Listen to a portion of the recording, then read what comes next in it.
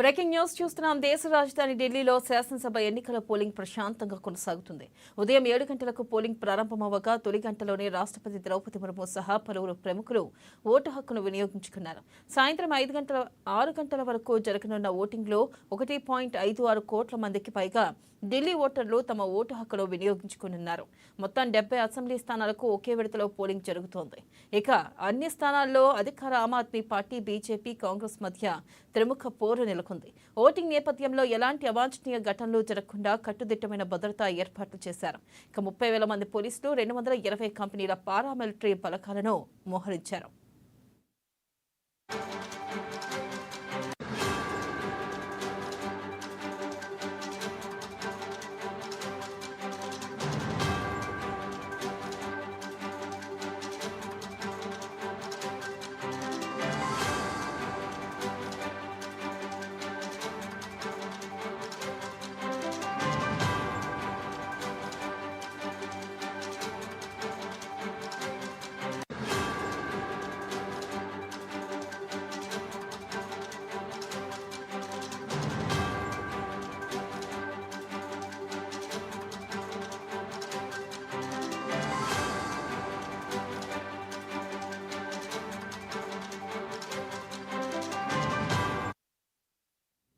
Breaking news చూస్తున్నాం. దేశ రాజధాని ఢిల్లీలో శాసనసభ ఎన్నికల పోలింగ్ ప్రశాంతంగా కొనసాగుతుంది.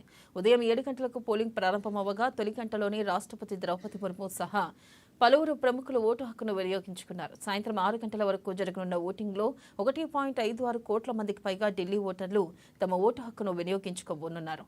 ఇక మొత్తం 70 అసెంబ్లీ స్థానాలకు ఒకే విడతలో పోలింగ్ జరుగుతుంది. అన్ని స్థానాల్లో అధికార ఆమ్ ఆద్మీ పార్టీ, బీజేపీ, కాంగ్రెస్ మధ్య త్రిముఖ పోరు నెలకొంది.